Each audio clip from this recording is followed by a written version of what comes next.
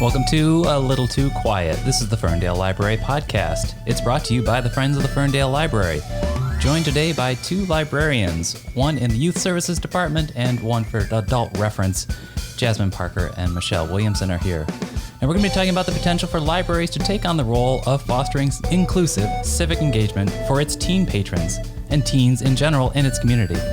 We also want to talk about how libraries can help their communities be better informed, thinking more critically about the wave of information that they're encountering on a daily basis.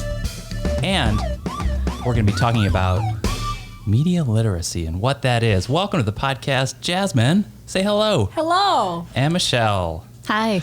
Yes. So we have two librarians here to speak about both of these topics. Whether it's engaging our teens or whether it is media literacy, they have both become integral components of the role of the modern librarian.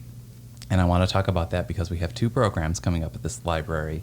One is about information literacy, and it's coming in April. One has already started, and that is Pizza and Politics for the teens. So I think I actually will start with the Pizza and the Politics for the teens. Jasmine Parker, can you talk about what this program and what it is and what inspired it? Pizza and Politics is a civic engagement program that allows teens to be able to ask questions of civic servants. So when initially thinking about how to start this program, I thought that I would just want to keep it with civic servants in Ferndale. And moving forward in the fall, definitely wanting to open that up where, if you're a professor or a teacher and you teach government or politics, you could definitely volunteer to do this program. So that's what it is in a nutshell. And they do it over food. That's great, of course, yes. Because teens, pizza is part of their food group, their four major food groups.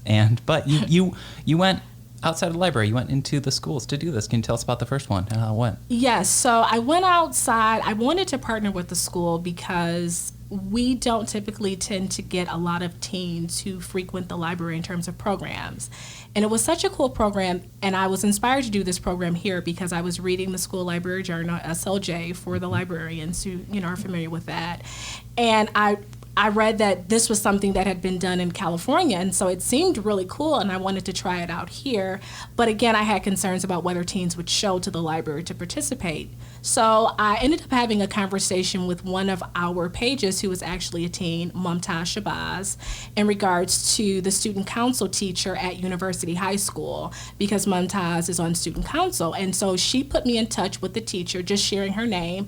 I looked the teacher up, emailed her. The teacher was ecstatic and shared it with another teacher, and so together they agreed to host us, and we did the first one January 22nd, and we had 27 kids. Isn't that great?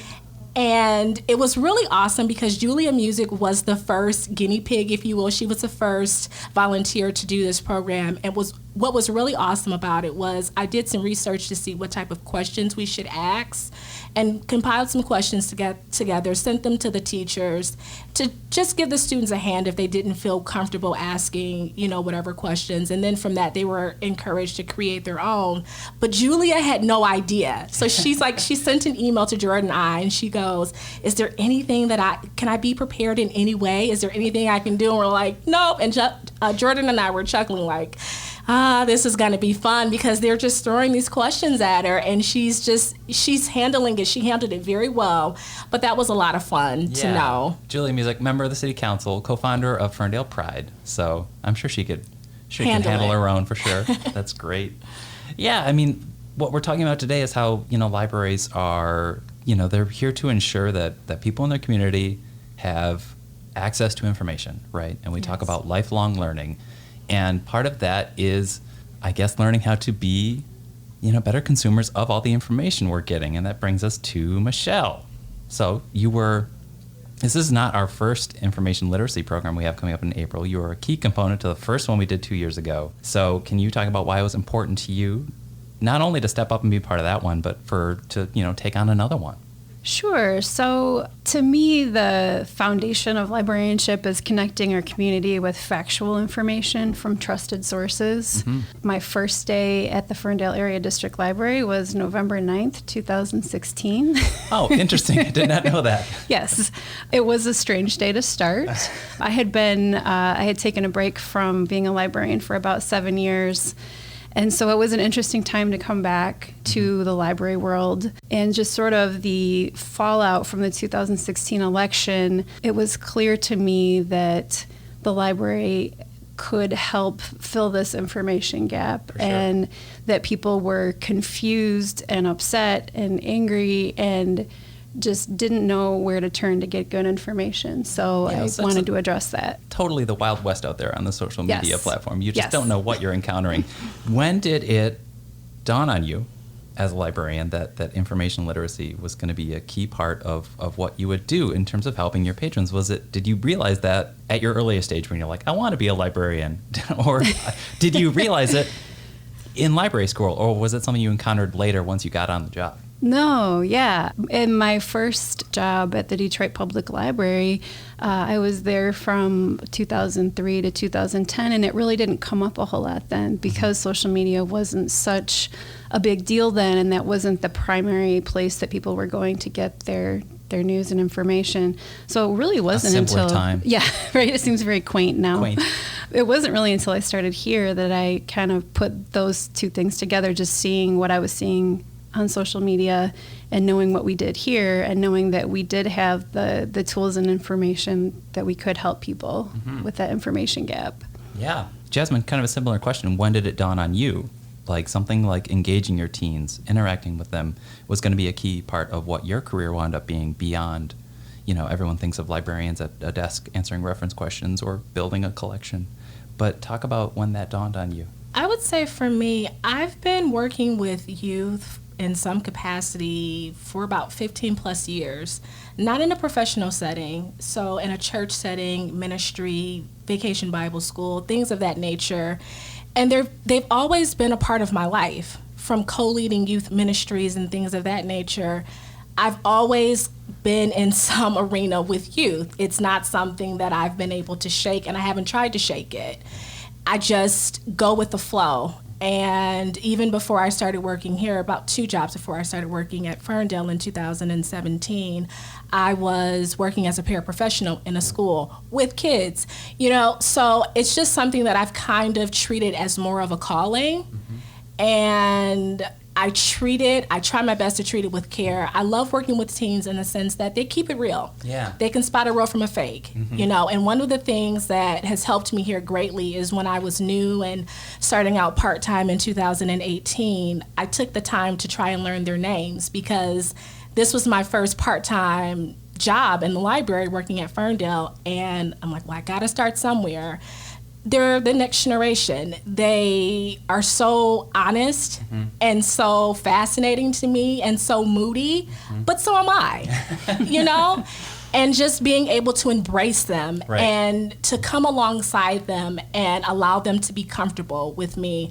It's just, I have so much fun building relationships with them, just from all walks of life. I love it. And so again, what I get to do here at Ferndale is the ultimate blessing, because I get paid to do it. But I would like to think that even if I didn't, I would still be working with youth in some shape or form. Right.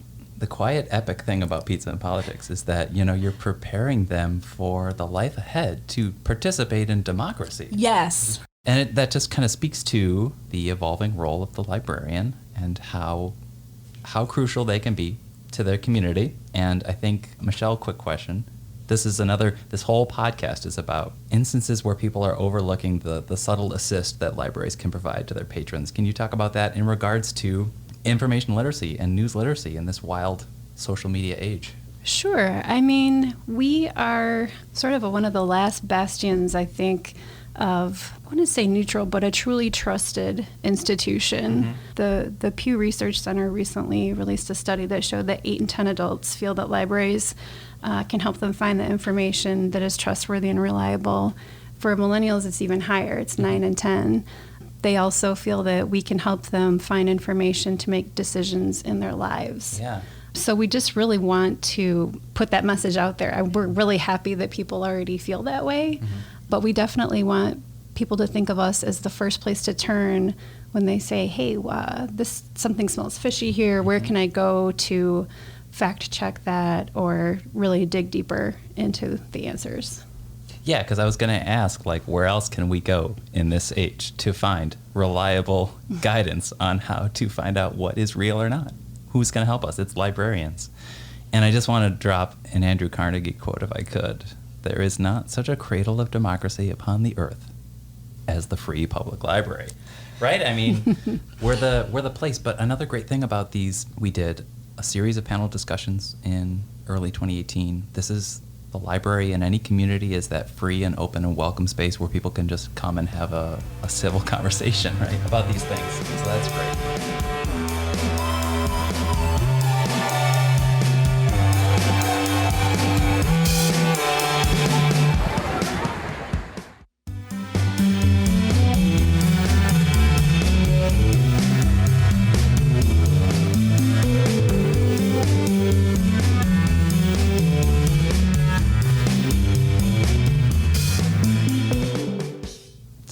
We did talk about pizza and politics and how great that is. Can you talk about why is it important to you to foster inclusive civic engagement among teens? I think it's important because I think people tend to shy away from politics. Oh no, we don't talk about politics. And the reality is that life is politics. And I think the sooner that teens are given that information and exposed to that, the better. One of the things that I really loved about the first meeting for Pizza and Politics is that it was diverse and also just teens feeling comfortable to ask their questions and not being shunned. And there wasn't any disrespect in cutting somebody off and, oh, I don't believe this, and no anger, just handling themselves very civilly and just being very kind and considerate. And again, being civil to one another, but also feeling comfortable that they could come together and just be honest. Yeah. And I like that. And I also love that with this program that teens at University High School are welcome to come to Ferndale because we're offering it not just at University High School, it's alternating from school to school. So we have the 2 schools in Ferndale. So this month it was at University High School. Next month it'll be at Ferndale High School. And teens who may not necessarily get to know one another or cross into each other's schools, they have a chance to interact in that way, bringing them together. And I love that this program has a sense of no matter what you believe, no matter where you come from, socioeconomics and all of that jazz, you have the opportunity to come and be unified on this level to share your thoughts comfortably. Right. Allowing them a space where there is no intimidation factor and they can be vulnerable. Invulnerable and just saying that, I want more information on this. Yes. Michelle, that also goes for adults though, right? I mean, because there's also been studies that have shown that people think, and I'm talking adults 20s and beyond, that they are actually pretty good consumers of the news when they actually might not be, that fakes might actually trick them.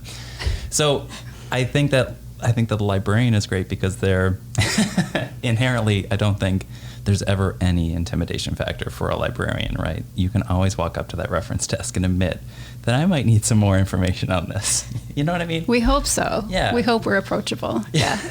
And I mean, there is reason to be paranoid. Yeah. There is evidence that we were manipulated and there was interference and people were trying to sow discord. And so there is reason to say, hey, I need to learn more about this. Yeah. I went to school in the 80s and 90s. I was certainly never taught information literacy in school. And even as a librarian, I feel there's always more for me to learn about this topic. And so this is sort of a continuing education, I guess, if you will, for adults who really weren't taught this in school. And there's no shame in realizing that yes, we have to raise the standards of our knowledge on this because people are trying to trick us. And we do need to get better at sniffing out misinformation. Yeah. And I think we're coming up to this first event in April, and we're really highlighting news literacy. which is something that is sort of this subset of information literacy. Mm-hmm. And I think that's what you just touched on right there about what news literacy really is. It's really just what we're being bombarded with day after day, and being able to actually be our own fact checker. Right. But Yeah. there's something bigger, sort of an umbrella thing that's like media literacy, right? That's above it all.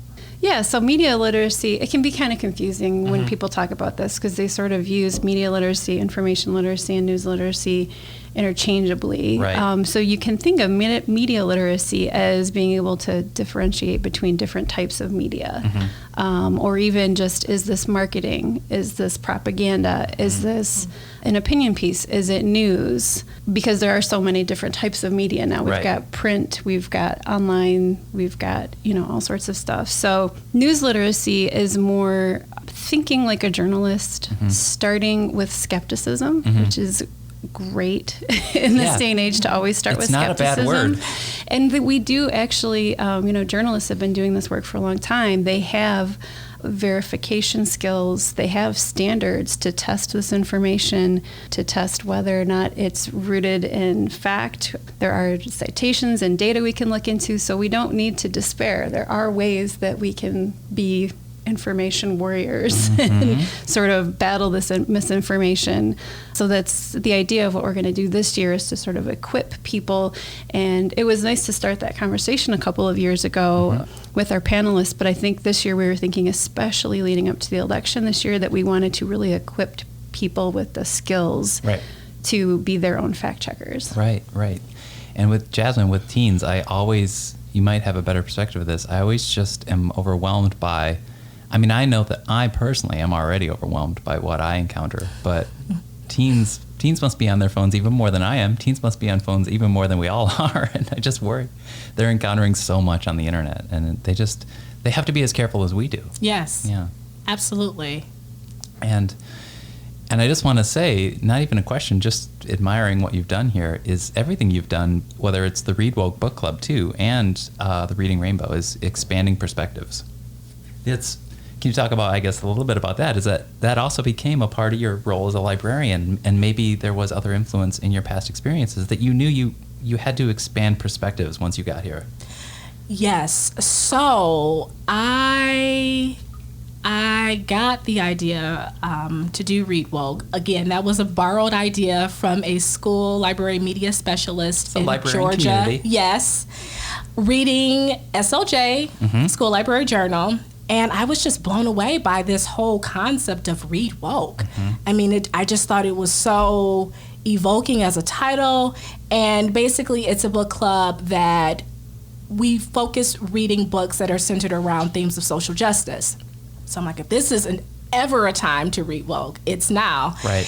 And I tried it out here last year in March of 2019. And I had taken some time off because our book clubs weren't doing well for the teens. So Read Woke was supposed to be the book club that was going to be the clap back to the other book club that was not working. But by the fall, it trickled down, and the teens just weren't coming. And I'm like, I think that this book club has such great potential, and I do not want to let it go. So I connected with one of the great teachers at Ferndale High School, asked her, hey, do you think you would be interested in this? And she said yes. So we just had our first one yesterday. We had 6 teens. We gave 8 books. So the very cool thing about working at Ferndale is that we have resources to be able to sow into our community. And we got a program budget this year. So that has enabled me to buy books for our book clubs. And when I tell you, it was just so touching because one of the boys, Lighted Up by Kikla Magoon, was the first book that we read in the school for the Read Woke Book Club, shared that was the first book that he had began to read, I guess, independently. And then I gave them the second book that we're reading for February, and he said that these are the first 2 books he's ever received. And so you think, oh, I'm just, I'm doing this book club and we're going to have great conversation. But I had no idea that it was going to provide the teens with a sense of pride in being book owners. And you take that for granted. Right. You just assume that, oh, I love books and everybody has access to books. And I left asking myself the question, how can kids read woke if they don't have access to books? Right. So it's something so much deeper. And then affirmations. I really feel like the work that we've been able to do with affirmations, in partnership with affirmations, it's hard work. Because just forming relationships with people who have a safe space, who don't know you and have every right to be guarded, but welcome you, open up to you, and allow you to come in and to offer a queer book club. And we have so much fun.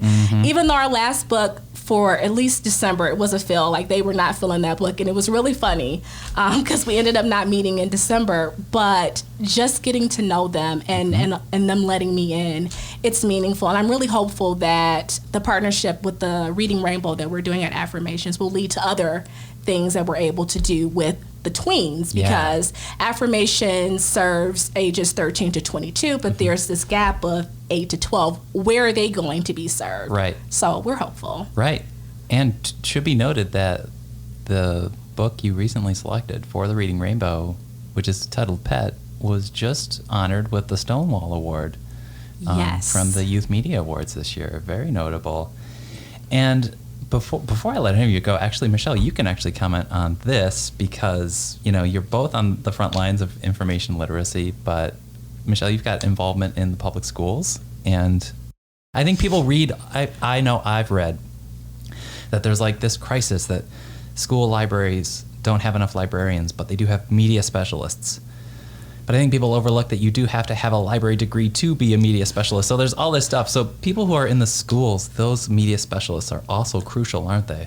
They are. Yeah. And I am at the Ferndale Upper Elementary every Wednesday. So I help more with the book side of things and collection management, but I have been able to sort of eavesdrop on the classes in the library, and I'm heartened to hear that there is instruction being done on trusted sources, and they really gear them towards kids now. They are getting, at least in Ferndale, they are getting a good news literacy and media literacy education. They are being taught that in the library, which is great. Just to start from, can you read, can you type? Let's start talking about, is this opinion or is it fact? Just kind of starting where they're at. So that's great to see. We've been talking a lot about how you guys are working every day to make sure whether or not you are working with teens or adults, that they are as informed as possible. But is there anything else about your jobs here and just working in Ferndale that you guys really like? I love getting to know the parents. Yeah. It's awesome, the grandparents and the parents. And one of my favorite programs that we do is Uprooted, which is a music and movement program. And I feel like it's a program where I get to be myself the most, because I can be loud, which sometimes I need to tone it down. But I get to play really cool music that I play at home with my family, that I dance to in my kitchen with my family. And to see me love something musically and see other people love that as much as me, and to get up and get down with me and moving, sometimes it feels like it's not even work. It's like we're having fun, we're dancing it out, it's awesome. And we offer this at the library, and it's free. Right. And then I bring out that bubble machine, and I think that bubble machine is going to be the death of me, because those kids are like, bubbles, and it's so fun. And I used to bring it out twice, and I'm like, nope, I'm just bringing this out one time. That's all I got in me. But it's like, I feel like no matter how many times I'm bringing it out, I'm seeing those bubbles for the first time, just like some of those kids who are coming to that program for the first time. That's great. The best job. I couldn't ask for anything better, because you become a part of people's family, and they care about you, and they love on you, whether they know it or not. It's just awesome to receive and to give in that way. I can attest, because I am at the circulation desk, and I have to see the sort of the parade of parents with little ones come down the walkway toward where you're performing, and they'll hear you warming up vocally, and I can just see smiles start to curl on the parent's face, not even just the kid's face. Wow. So, yeah. Michelle. Well, for me, I just love making connections in general, and I'm really fortunate to work in a library that kind of lets me make this job what I want it to be. So if I see an information need, I can get the right book to the patron. Programming has been really fun since I've been here. We've had a great time trying to figure out what the Ferndale community wants to see here, whether it's music or crafts or information, and just being able to find an information need that our community has and being able to address that is awesome. Yeah. Being allowed to help out in the schools has been great. And I just love Ferndale. I love the people here. And it's awesome to see people here that I know or meet people, just seeing people around town and being able to, make the personal connection, make that information connection. It's I'm so thankful to be able to do this. Information connection. Doesn't that sound like the best Saturday morning cartoon you've ever like the electrical company? Yeah. I'm sorry, the electric company. But all right, so the Pizza and Politics, is that on the last Wednesday of every month, Jasmine? What's the plan? So the plan moving forward is that I'm trying to do it on Tuesday because it came to my attention that Wednesdays are early dismissal days for the teens. But we still had 27 kids, which is a big part to the teachers and their commitment to helping us be successful with this. So next month, which would be at Ferndale High School, it's going to be Raylan Leaks May. That will be on Tuesday, February 25th. Is that the Tuesday? Yes. Yes, so that's when it would be. So that one's going to be on a Tuesday, and then the one in March is going to be on a Wednesday, and we're actually going to have Mayor Piana. She's going to be at University High School with the students. So I love this because even if they just have questions, they get their questions answered. But maybe they run for city council someday. I know. These kids, Yes. And then the first in the 3-part series on news literacy is on Thursday, April 9th at 6:30 p.m. Panel discussion. We're excited. We have an awesome lineup of teachers, librarians, journalists, I believe, from the Free Press and the News. That's so correct. we just have an embarrassment of riches of information professionals waiting to talk to you and educate you. There'll be a professor there who's actually written an entire book on media literacy. There's going to be reporters from WDET. This is a 3-part series. We'll be splitting this panel discussion up over the months of June and early August, so we'll be picking that up. You can find all this information on our Facebook pages. We are at Ferndale Public Library if you're looking at Facebook. Our youth services will update you as well about all their events, and that's at Ferndale Kids. You can find information about what Jasmine's up to on Instagram. That is at Ferndale Teens, and the library is also on Instagram as well. So thanks for being here, Michelle Williamson and Jasmine Parker. Thanks for having us. Thank you. Talking about this amazing and vital part of your jobs. I really appreciate what you guys do here. And this has been another episode of A Little Too Quiet. This is the Ferndale Library Podcast. It's brought to you by the Friends of the Ferndale Library, ferndalefriends.org if you want to check out what they do. They organize cultural and artistic and educational programming here, and they just do so much to support us. So you could support this podcast by joining or donating at their website, ferndalefriends.org. This delightful music you're hearing is by a local artist. His name's John Duffy. My name's Jeff Milo, Michelle Williamson, reference librarian, Jasmine Parker, youth services librarian, Kelly Bennett's in the room here too, helping me out with facts that I need and keeping all of those mic levels nicely balanced as our producer. And we want to thank you for listening. Tell your friends about this. If you're on Apple Podcast, give us a rating. It'll help us find more library-loving listeners.